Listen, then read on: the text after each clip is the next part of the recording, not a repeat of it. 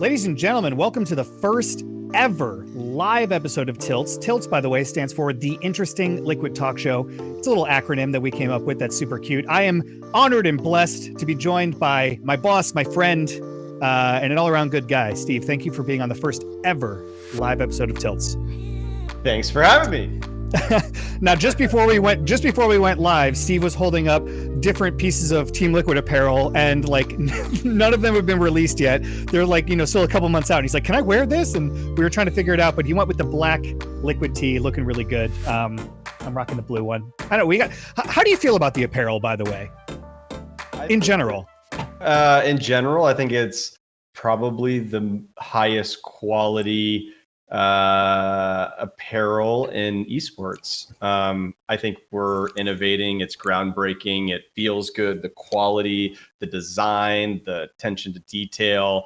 I think anybody that's purchased TL swag and apparel in the last probably 6 months has probably been so shocked and surprised when they get it. They're like, "Whoa, this is something that I would get from like a Lux store." I think yeah, I think it's awesome. It actually, interesting factoid. When we had the Redondo Beach gaming house, Joka Steve, as some of you may remember, he was the manager for the League of Legends team, and we were selling apparel out of the garage. So we had these stacked units, and we went and we got stuff printed from Custom Ink, which is this company that you just like upload logos to things and they print them on t-shirts. And we came up with like the Rux tee and the NY Jackie tee and the Saint tee, and that was our apparel line. we've come a long way since then. Steve, the chat is saying that your mic is low, so maybe either bring the mic closer to your face or try that. Give me a test 1, 2. Hello. Is that better? That's better. That's good. So hopefully they heard that funny story about the budget Team Liquid apparel back in the days. And that's when I met you, actually. So for those of you that don't know me, my name is Ian, director of post-production for 1UP Studios. I've been with Liquid since 2016. I was working at a little company called Quest Nutrition before I joined Liquid, and Quest sponsored Liquid at the time. And so I worked on the Piglet Christmas surprise video. That was my very first foray into esports. And I just remember the community going crazy for it. And you were super involved in that video. And we came to the house and we shot with everybody. And, we took Piglet out and decorated the whole house with Christmas stuff and went and got Korean snacks. And so that was the first time I met you. And that was the first time that I'd ever really heard of esports. And, they could say the rest is history. Yep. I remember that. That was when Piglet came to the team and he was super homesick and he wasn't playing very well, and we just like decorated the whole house for the holidays, and he came back and was so shocked and surprised and feeling the love, and that was great. That was great. That was some good work together. That was an awesome video. And so if you haven't seen the video, it's really cool. It's great. Yeah. Yes, I believe it's still, so to my understanding, the Quest Gaming YouTube channel was like taken down for a short amount of time, but I think it's back up now. And you could also watch the Team Liquid Smoothie Challenge when we announced Smoothie that one time, and we did it with actual smoothies. It was a little low hanging fruit, but that was a good one. That was a good one. That actually turned into some GIFs and memes of like him throwing the smoothies up. Yeah. And I think at the time people were like, this was the best like team player announcement video ever done ever. So it was great. I was on the editing team for that one, and if you guys remember that video, I did the voiceover, the announcer voiceover, the ridiculously outrageous announcer voiceover. That was fun. And then I remember I hit you up and I was like, "Hey, esports is kind of cool," and you were like, "Yeah, come join the team." And here we are on the first ever live episode of TILTS 4 years later. Who knew? Yeah. Exactly. Thinking back, Steve, over LCS history and just your time with League of Legends, is there one moment that stands out to you as being like your favorite moment? I mean, it probably is winning 4 LCS trophies back to back to back, but let's predate the winning. Is there a moment before we just started dominating that really stands out to you as being a moment that you'll kind of cherish for the rest of your life? Yeah, without a doubt. It was Madison Square Gardens. And we were playing in the 3rd, 4th place match, and it was when Quas was on the team, And that venue and the energy in New York City was just, like I get like hair so much just thinking about it, because that was like when esports was kind of cresting into mainstream, right? There was, oh my gosh, League of Legends is going to be played at Madison Square Gardens, and the number of people that were outside the venue pouring to get in was just, it was throngs of people, right? And the attention on the team, like I just remember hundreds, if not close to 1,000 people just all like around the team, and them feeling like trapped, like they couldn't move because there were so many people. And so I think it was like that whole experience of getting inside the venue and then being on stage, actually walking down that hallway at Madison Square Gardens. They have like pictures of all of the artists and teams that have used the venue over time. And it was like this moment where you walk through the hallway, and it's also a timeline. So like as you walk down the hallway, and then I was thinking to myself like, wow, there's going to be a picture of like us like here. And that stood out. And then we won, and that was awesome. And to be on stage and the energy and the crowd, so cool. And then we did that meet and greet in Washington Square Park the next day. We literally just tweeted like, yo, everybody, let's just meet at Washington Square Park tomorrow at like noon or whatever it was. And all of a sudden, like I'm not even kidding, thousands of people showed up. And it was great because, like the gaming community, like we're all super chill and like cool. And so it was like 1,000 people, but all in a line, like wrapping around Washington Square Park, like everybody single file, like being super, I don't know, just cool. And we just did a meet and greet. And then, of course, the police showed up and the Park and Recreation Services and cut us down. Yeah, there's some people in the chat that distinctly remember that. And it's funny, too, because, I came into this relatively new, and you lived it. But then I had the pleasure of kind of unearthing hard drives that had all this footage on it from like Joka Steve's cell phone and stuff. And it's like, you guys are trying to be so nice to the cops. You're like, oh, we're so sorry, like whatever. And they're like, what are you even doing here? Everyone was so confused. Yeah. I remember the cop said to me at one point, because that we were trying to convince them that we could stay, and like the 1,000 people that would be disappointed not getting a signature and stuff. And she said to me, she goes, look, you're either leaving in the squad car or you're leaving in a taxi, and you get 5 seconds to decide. I was like, let's go! We're getting in the taxi. So we left. Yep. And you ran off like paparazzi were there, and you just ran off, and everyone was like, where'd they go? Yeah. That's great. That was great. Yeah, I'm sure that had to have been. Do you know if they ever put the photo up of you guys at Madison Square? Like, are you in the hallway now? Did you ever get confirmation? I don't know. If somebody works there, I'd love to see a picture. That would be pretty cool. Or maybe we'll play in the future. Post-COVID. That's the post-COVID world. Post-COVID. Yeah, somebody get in touch with some staff member at Madison Square Garden and see if we can get that. What else besides Madison Square Garden stands out to you? Let's talk about, well, we're gonna eventually get into the relegation area of things, right? Because that was a little scary too. But before we go dark, what other fun light moments do you remember? You've told me some stories. I don't know if the general public knows this, but a lot of stress and excitement and nervousness and just energy around you giving everything in your life to League of Legends. Like, there has to be moments that just aren't public knowledge that are just great stories. Yeah, I mean, for me personally, I guess if that's the question, I think folks may be able to relate to this. Like you go to college and you're trying to figure out what the hell you're going to do in life, and you're thinking to yourself, okay, well, I've got to figure out my major. I'm going to do business. I'm going to do this. I'm going to do that. And then you get into like your third year and you're like, okay, well, I really need to get this figured out. Like I need to have a direction on what I'm going to do in life. And, I ended up in finance just to make money. It wasn't like, oh, that's what my dream job is going to be, work in finance and do, day trading and all this stuff. Like I was a gamer the whole time. And when League of Legends came out and we performed pretty well in the World Championship before LCS even started. This is back in the IEM Intel Extreme Masters days, when you would like fly around the world and play in all these different competitions and then earn points for the World Championship.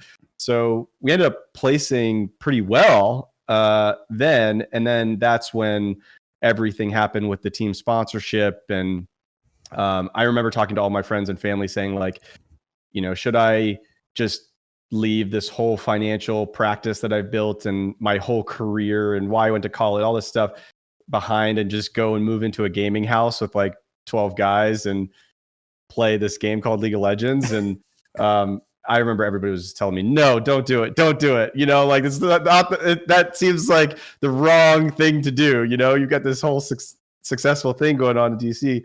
But you just got to follow your heart. You know, you got to, when you love something and you're passionate about it and you know you're pretty good at it, you just got to do it, you know, and things will just fall into place. I believe that. So, yeah.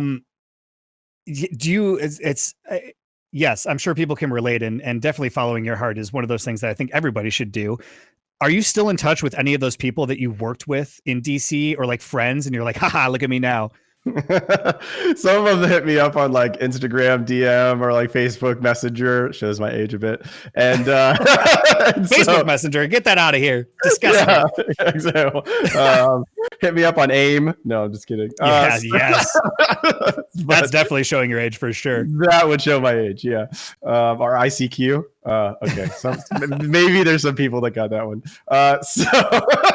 So anyway, yeah, some of them are obviously, everybody's super happy for me, but you know, it's been a wild ride, you know, and everybody's like, Steve, I knew it, man. You played so many damn video games growing up, you know, like you were always in that stuff. So yeah, just, you know, like I said, you just gotta follow your heart. Surprise. I mean, I'm sure it was different for you, right? Because back then, like it was so long ago, but even still back then, having a career in gaming, unless you were like a game developer, I feel like wasn't really commonplace. So you were kind of going after this thing that didn't exist at the time. And I think that you transitioned it really well from, I believe the story is Doublelift told you that you had to quit being a player or something, but you were able to pivot really well over from being a pro player to being like, well, there's still a business here.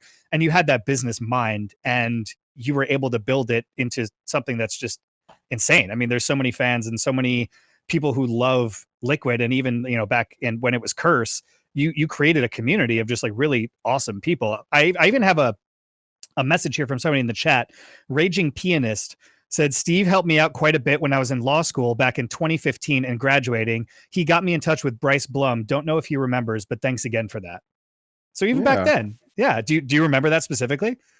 I don't, and I'm sorry about that, but yeah, you know, like it's just being part of a community, you know, and doing the right thing. And, you know, it didn't feel like building a company per se. It just felt like doing something that you love and enjoying it and making sure that it was sustainable, you know, and that was a big piece of it. But yeah, it was an incredible journey. Actually, in the story that you mentioned about Peter Doublelift, it's so funny because we were playing together and I was supporting him at the time on the team.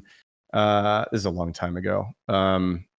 And after one of our competitive events, it was like an ESL event or something. And I remember he called me up afterwards on TeamSpeak and was like, yo, Steve, like, you're so bad. Like, you're just so bad. Like, I'm gonna quit the team if you don't kick yourself. And it was, and I remember the moment just so clearly because I didn't block an Ezreal Q when I was playing Sona, like in an all-in 2v2 bot lane. And at that time, I'm so glad he said that, actually, because it may have happened later, but then after that, I was like, okay, I'm kicking myself. I get a new support, and I'll run and manage the team.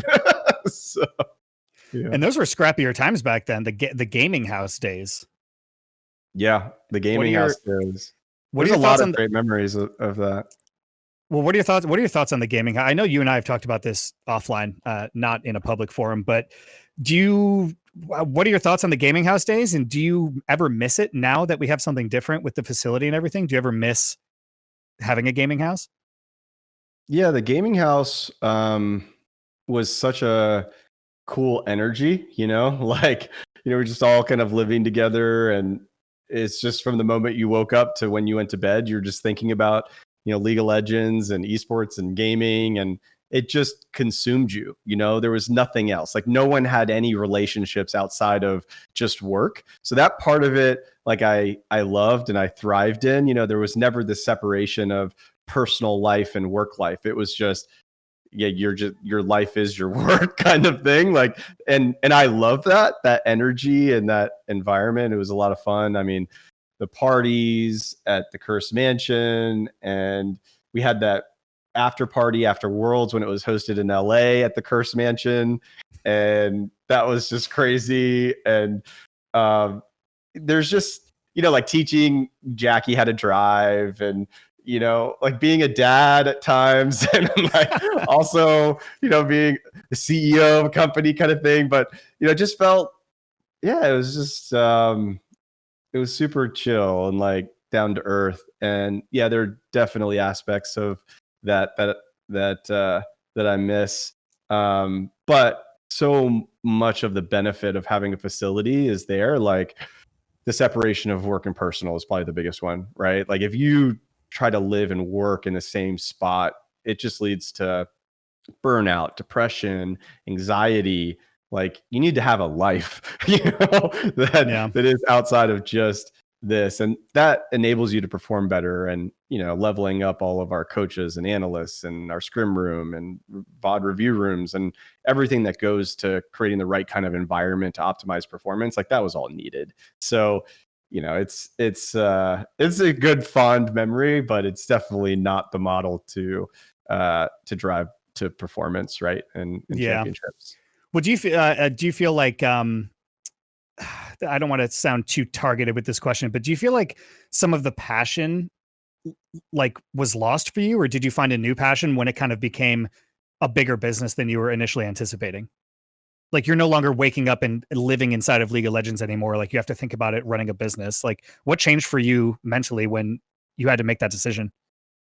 Yeah, I think it was just, the passion of working in an industry and trying to dictate where it would be headed, right? To have an influence on a community that I loved so much and was part of, and to do that just felt amazing, right? So it wasn't just about the performance of the League of Legends team. It was now, well, how do we level up, going from gaming houses to a facility? How do we level up sponsorships? How do we drive revenue for esports teams so they could be sustainable? How do we, in our Liquid Plus program that we just come. So it's like this constant evolution of pushing the industry in a direction that's healthy for all of the players and the staff. And to be on the ground floor means that an organization that has a lot of influence and leadership in the space, there's like this sense of responsibility to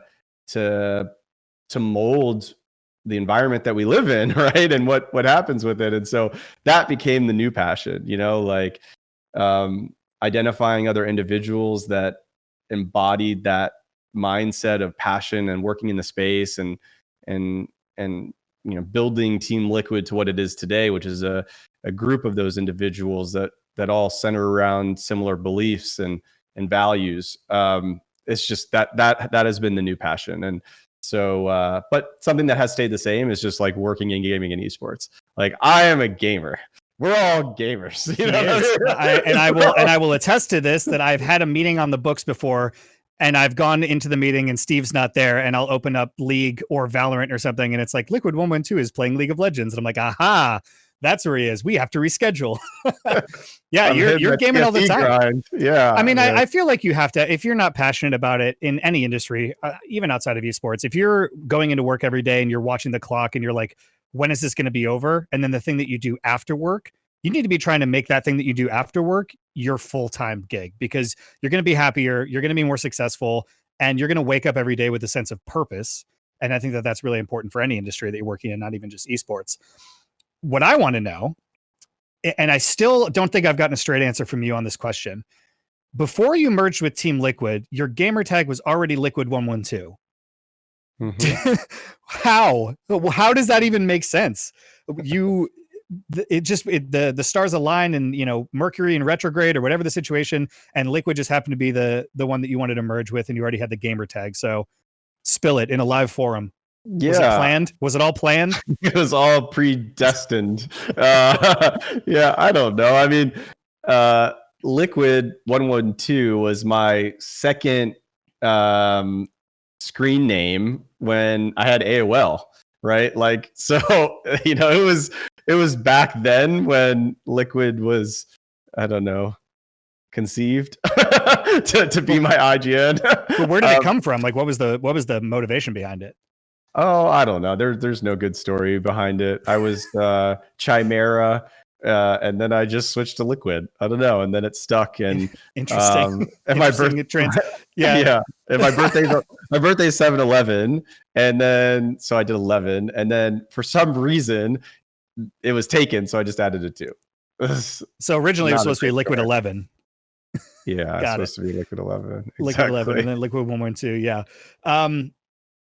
Man, okay. So we're talking about history of League and everything. So you merge with Liquid, and you do the whole thing with Victor and everything.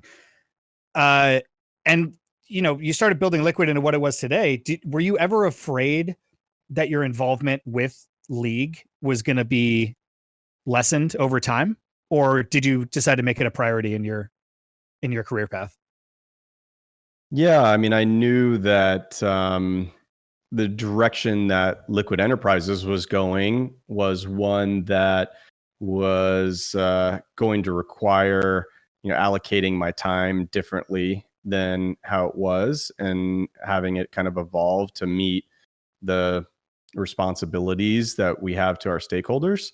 So, and so that was just kind of a natural evolution of responsibility based on where we were headed as an organization, and that was a new challenge, right? Thankfully I had built my own company previously and had staff and everything, so it wasn't daunting. It was just more new challenges, and figuring out like what our North Star was going to be and what was important values to the company. Like those became the new challenges. But I still love League of Legends, and I'm the biggest fan in the world of our team. So it was never, you said it was never daunting, but here you are. And I knew you at the time, and I was working here at the time, facing relegations. And there was a lot of really long nights at the apartments. We didn't even have a facility. A lot of really long nights. I saw you pacing back and forth, figuring out what the hell we're going to do. So let's talk about that period of time. Kind of, you merge Curse with Liquid, and you have, people looking at the company for investments, and you have this big long-term strategy. And then all of a sudden our League of Legends teams is on the ropes and potentially facing, relegations from the league. So what was going on in your head then, and kind of what was your mindset to pull you out of it? Yeah, I think, man, there was so much on the line,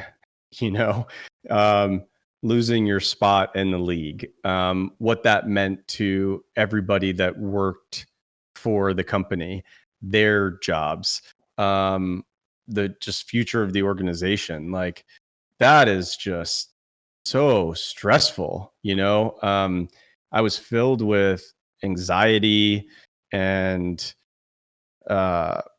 pressure. Yeah, it was bad. I worked out a lot. That's good. You could have gone the opposite direction. Yeah, I worked out a lot. I think I was running like 3 times a day. For some reason I always find like my center and my ideas when I'm running. And yeah, I think I eventually changed a lot of that anxiety into planning and solutions, and what we could do through just walking through all the different permutations of what would be possible, and then making a decision on what would be the highest likelihood, and running with it, right? And just leaving absolutely no room for error, woulda, shoulda, coulda kind of thing, that you tackle it, right? Like, your back is against the wall. Everyone thinks that you suck, and the social pressure, your own disappointment in yourself, like all that. And then you just say, screw it. Like, this is the plan, because I've thought about this. I've went through it in my head a million times. And, this is how this is going to work out. And you just double down on it and you go for it. And then, yeah, thank God it worked out. Yeah, for real. Yeah. So we make it out of relegations. Everything's good. The league franchises, we get in. Everything's great. We nuke the entire roster and bring in an entirely new roster, which is the start of spring 2018, which is the beginning of our. I constantly have Captain Flowers playing in my head. Back. And if you haven't seen the 10-hour version, we uploaded it to the One Up Studios YouTube channel. We did a 10-hour Captain Flowers screaming back to back to back. It's quite lovely. So the start of that roster. So you go in, you talk to walk us through, I guess the chat, not necessarily me, because I already know, but let's walk the chat through your business plan. You make it out of relegations. You go into that first meeting. Like, what are you telling people? What was your plan out of that, franchise opportunity? Yeah, I think it's, all right. Well, how important is winning to the Team Liquid organization? We have to ask ourselves that question. And the outcome of that conversation is that winning is not just important, it is one of the most important things to TL. Like, our commitment to winning is just unwavering. Period. The end of story.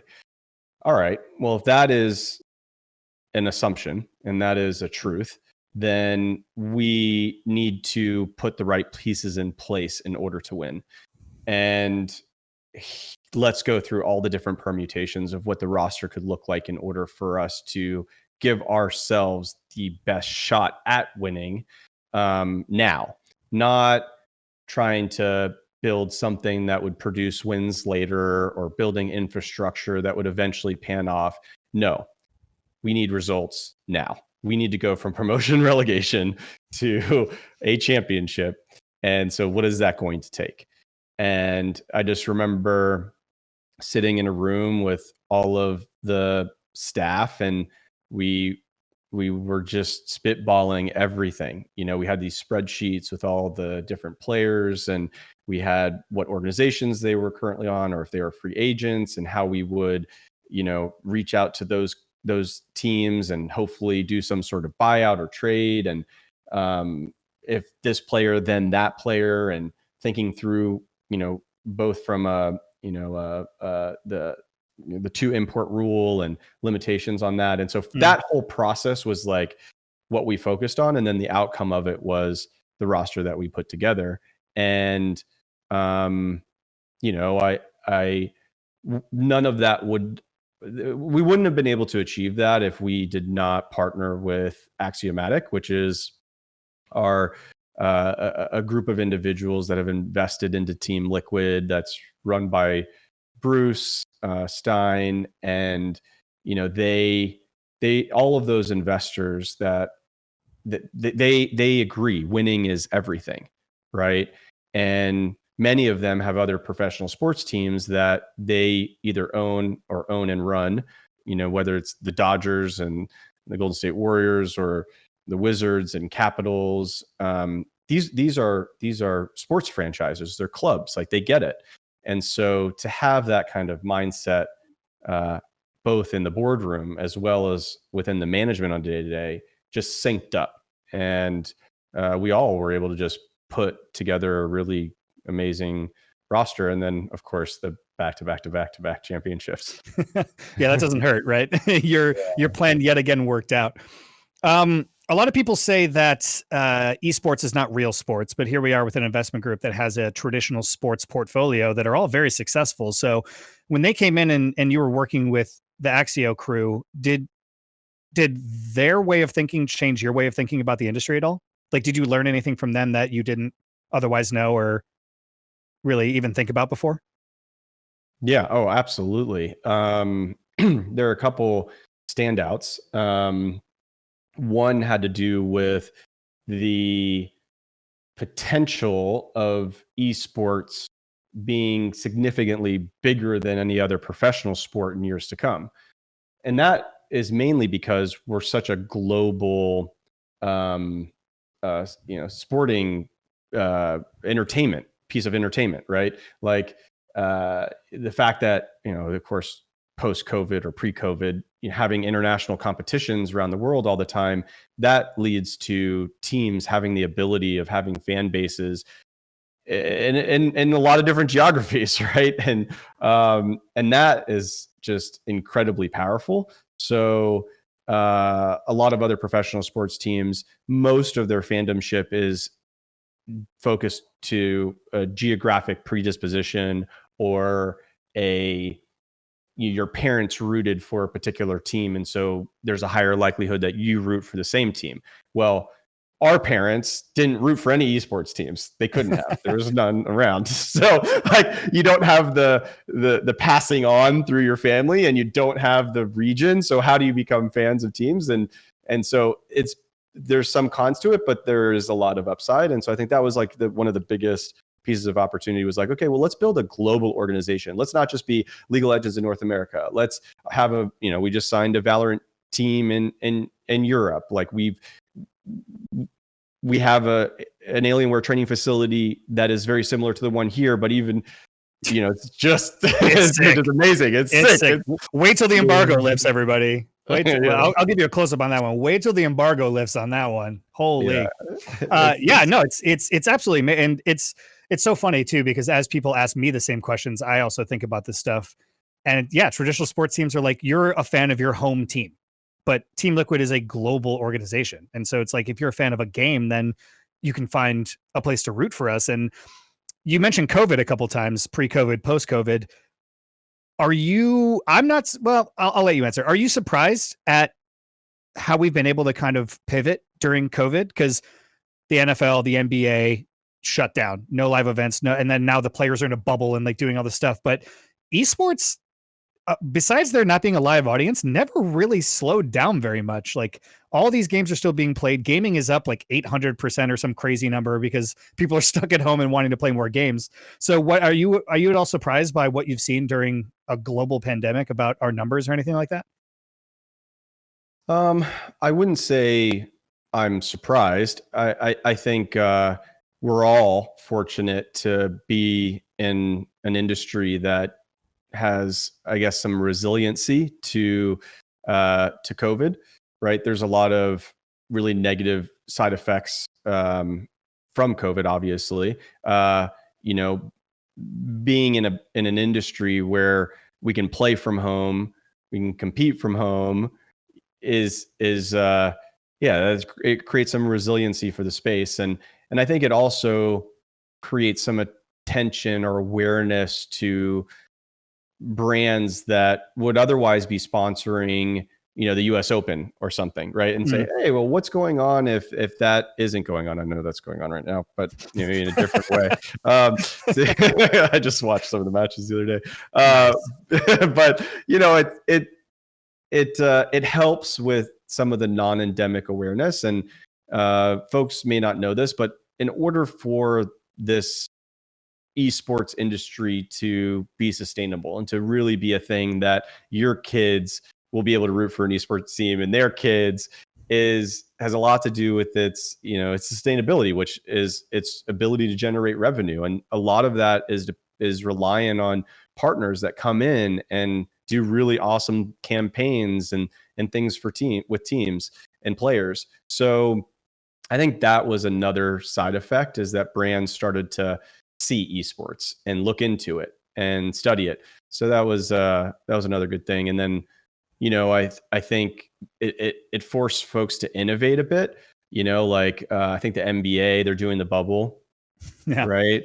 And so, the bubble for Worlds as well. It's kind of, it's just super innovative. And I don't know if folks have like watched some of the baseball games. I think it's baseball where like they have putting the cardboard cutouts in the cardboard, and then also they have like the Zoom calls, like where people are like behind watching. So it's all cool, Yeah, definitely having to pivot in a weird way. I mean, so the NBA, right? They're under a lot of flack because the players are sneaking out of the bubble. But gamers are relatively not social butterflies for the most part. So I think quarantining them is not going to be an issue. But how much of the information for Worlds is public? Is it all like, has Riot come out and announced like what they plan on doing with the teams and stuff? As far as quarantining and COVID safe? Yeah, I don't know. It's probably better not to talk about because I'm not sure if it's public or not. Yeah. All right. Well, we'll scratch that off the list of things to talk about. Let's talk about our team this year. Hey, we just, unfortunately, we lost a close series to FlyQuest, but now we're going up against TSM to get back into the contention to beat FlyQuest. So, what are your thoughts on the team this year? What are your thoughts on Jat as a coach, bringing him in, the staffing restructure that we made? How are you feeling about all those decisions? Yeah, there's a lot of questions right there.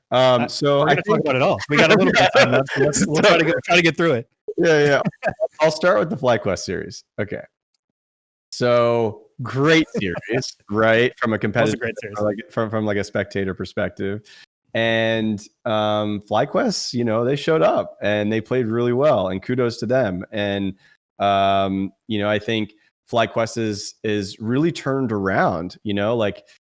They were kind of known for, or not even really known, right? Like there wasn't much of a FlyQuest brand back in the day, and their new CEO took over, and man, all that changed. Just like shows you the power of leadership. Like they have a brand and they stand for something, and now they're delivering results, and it's just awesome to see, right? Like that's the thing that you want to get out of a new franchise system, and so I'm super happy for them. And man, I remember playing in that game 4, and I apologize if anybody hasn't watched the games yet because I have spoilers. So just mute the stream right now.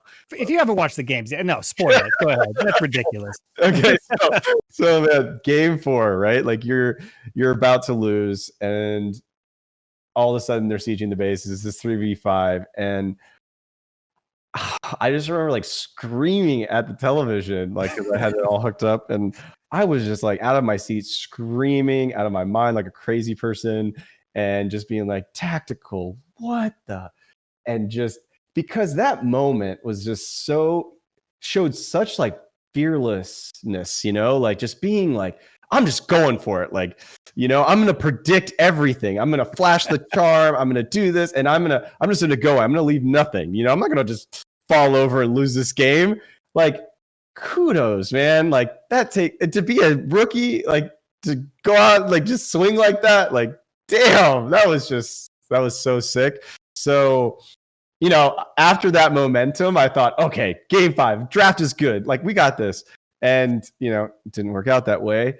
But we're not down and out, and nobody remembers these kinds of things anyway. People remember who won, right? And so we still got that chance. The narrative's not over. Like we've got this match against TSM, which is going to be spicy, right? Like you got the whole like tactical double lift bot lane. There's so much. You try to create rivalries, like these like fake rivalries or whatever, but when they're real, like because of like what has happened, you don't even need to like add anything to it. It's like people know it's spicy. Yeah. AF, That's a spicy one. That's a spicy one. Are you, I mean, I think I know the answer to this, but I want you to talk about it. Putting in tactical for double lift was probably not popular opinion at the beginning, but he really stepped up this year.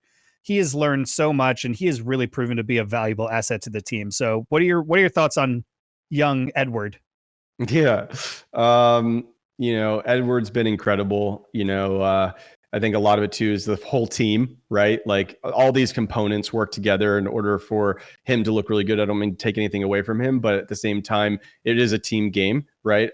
I'm proud that he's fearless and just stepped in and has been such a workhorse and so focused and so receptive to feedback, and his relationship with Core and how they have built a synergy and like just having fun and playing the game together. Like I remember different versions of the roster at all points in like 9-year history. Like sometimes you'd have to force players to play together, please, can you guys go and play some solo queue and like develop your synergy? And they wouldn't want to do it. It's like, okay, well, if you don't want it, then like if you force it, it's not going to be there. Like it was just something that happened where they loved the game. They loved playing together. They wanted to get better together. They just had fun. And so when that happens, you see the results associated with it. And so that was super exciting, to watch the game and be kind of a spectator, even though we lost. And we have the game against TSM. We'll see how it goes. I'm really confident, and make it back to the finals and get a second shot at FlyQuest. Yeah, I told you this yesterday when I saw you, but the narrative that I'm choosing to believe is that we purposely lost to FlyQuest so that we can knock TSM out and then go back and beat FlyQuest. That's where my head's at. Believe. Outside of tactical, we have another rookie on the team in Jat. Never coached a team before in his life. Seems to be doing a really good job. I see some videos, like we have to watch all the stuff for squad, and there's a lot of stuff that doesn't make it in, but Jet's got them doing like calisthenic exercises in the morning, jumping jacks, doing some stretches. Like he's doing stuff that I feel like most other esports coaches probably don't do. So how you feeling about Jet this year?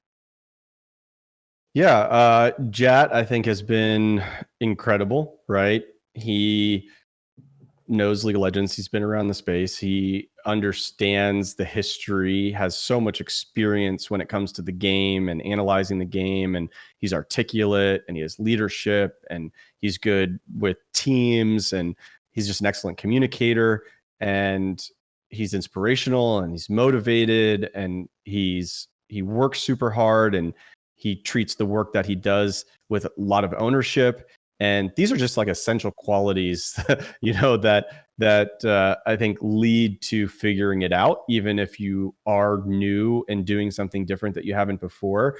And I think also as well, he is supported by such an amazing team. You've got Kane, who's been with TL for, I want to say 3-4 years. 3 years?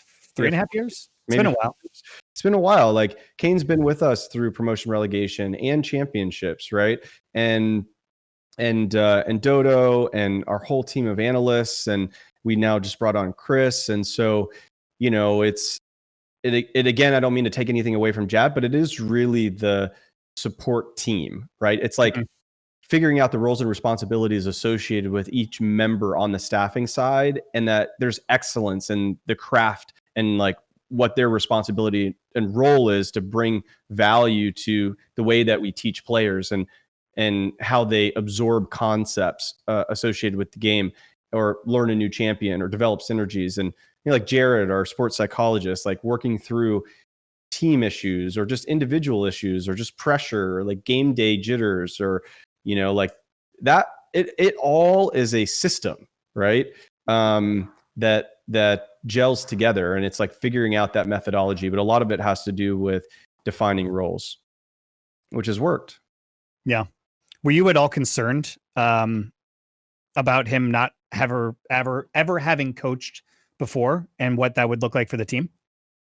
Yeah, of course. It's a consideration, like there's always the unicorn kind of addition, right? But, I think it was so overshadowed by so many of the positives that you just make it work, right? And you got to believe that what will happen will impact the future. It's not just about bringing somebody on, right? Like you believe that you sign a rookie or that you can develop and put in the right kind of environment to excel and learn and be better at the game than when they came in. And I think Team Liquid as an organization does that really, really well. There's been so many players that have went on to go and play for other teams and had their early careers at Team Curse or Team LOL Pro or Team Liquid Academy or Team Liquid. And I think that just speaks to having the right kind of environment. Whether they have success here or they have it at another team, isn't the point. The point is that we have a place where you develop and you become better because of all the resources that we have. Couldn't have said it better myself. We have a little bit of time left. I think we're just under 10 minutes. I want to talk to you about the new format for this year, because I work in esports at Team Liquid. I didn't know that we had another chance in the playoffs. I was so mad. I was like, this is bullshit. We're out. And then somebody was like, no, we play TSM again. I was like, oh, the format's different this year. So how do you feel about the new format? Are you excited to kind of see what happens? What's the general pulse on the community? Are people enjoying it? What are your thoughts? Yeah, I don't really have a good heartbeat on how the community's feeling about the format. I just haven't seen any kind of Reddit threads or reactions, so I'm not sure. But so I can't speak to that. But I can speak to my own personal view, which would be that I like the format. You know, I think it's good to have this kind of double elimination format. I've seen it do really well in other esports. You know, like the international for Dota. If anybody watches that, it's like you have this double elimination stage and it adds this extra I don't know, like spectator quality, you know, like there's more on the line, like they have a second chance. Okay, then they're out after that, you know. It's just and really that's what it's about, right? This is content for fans to watch. Like you want to design the system so that there is that. And I don't know, another good example is I don't know if anybody watched the TFT qualifiers for Worlds, but there may be a few folks in the chat, but like that format was just insane. Like you had to basically not only win enough points to qualify in a series of matches, but then you had to place first in order to do that. And so every match mattered, right? And it just creates a narrative that you get excited about watching the broadcast. So for that, I appreciate it and think it's good. Yeah, it's definitely going to be interesting. Is this the first time that they've ever done something like this? I think ever so, yeah. For League? Yeah. Yeah, it's wild. As far as I can recall, I may be incorrect if we're talking about anything internationally in other leagues and their formats, but yeah, I think it might be different. But we have already qualified for Worlds, which is amazing. And you were saying to me yesterday that you wish you could go. You wanted so badly to go to Worlds and be with the team. I think that they would want that as well. But kind of, I guess, what are you hoping to achieve out of Worlds this year? Like, what's the ultimate goal? What do you know going in, and how we're gonna finally make it out of groups? Yeah, you know, our goal for Worlds starts when we go to Worlds. So I think right now, you know, our focus is really what's in front of us, which is the match against TSM, and then FlyQuest, and at that point, preparing for Worlds, and so that's the mindset, right? And I think there's of course a lot of established community sentiment that is justified around NA potentially not doing it well at Worlds based on past performance, but that shouldn't change the narrative that we don't have a chance, right? If you don't believe that you can go there and win the whole damn thing, then you've already lost, right? Yeah. So and I think that the possibility of doing that is substantiated through so many of the improvements that have happened in North America over the last year, right? Like here at TL, and the other teams can speak for themselves, but like the infrastructure that we've built has been tenfold better than it was a year ago. And I really do believe that if you have the right kind of structure, it will have an impact on the games. And so, yeah, our goal will be to win the whole thing, but we got to focus on what's in front of us right now, which is TSM. Totally. And correct me if I'm wrong, and maybe the chat knows. If we beat TSM, we don't have to play play-ins at Worlds. I believe it's the top 2 teams in NA don't have to play play-ins, I think, or is it top 1? I don't. But either way, how important is it to not have to play? That is correct. we got confirmation. So how important is it for us to not have to play play-ins? Are you at all worried about the thought of having to play through the play-ins? We'll play in whatever ends up happening, and we're going to give it everything that we've got. Obviously, there's an advantage to not playing in play-ins, so we would prefer that. And beating TSM always feels good. We do it a lot. And so, sorry to all TSM fans out there.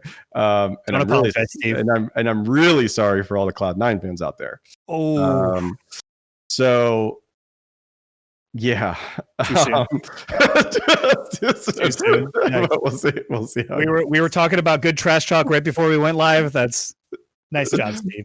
Is there anything else? We got 4 minutes left on the first ever episode live of Tilts. Is there anything that you want to say to the chat, the fans of Team Liquid out there, the people that might be a little bit worried, or the super fans? Anything that you want to say, Big Steve? Yeah, I just want to say thank you for all the support for fans that are new to TL this year, or if you've been rooting for the team since the Curse days. Appreciate you, and your support's awesome and amazing, and we've got such a just cool community to hang and chill in. Our Discord's always popping off during the viewing parties, which is a lot of fun, and we just introduced a new platform that allows us to kind of give back to all of our fans, just called Liquid Plus, liquidplus.com. And it's just a way of us giving back. So it allows folks to join in on some cool experiences around Worlds and the League of Legends team. So it's pretty exciting. That will be able to, I believe signups are still slightly limited too. So definitely go check it out. Read about Liquid Plus. Hopefully you guys can get in. That would be awesome.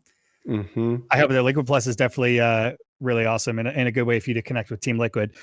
But thank you, Steve. Really appreciate you being on the show. Thank you to everybody in the chat for tuning into the first ever episode live of Tilts with Big Steve. If you haven't yet, make sure you follow the Tilts podcast on Apple Music or Apple Podcasts and Spotify. Go and leave us a review if you like the show. It helps us with the ratings. Leave a comment. We love to hear from you guys. And thank you for tuning into the chat. Thank you again to Steve. Sick Team Liquid apparel you got on there. Thank you guys so much for watching, and we'll catch you in the next one. Love you guys. Bye.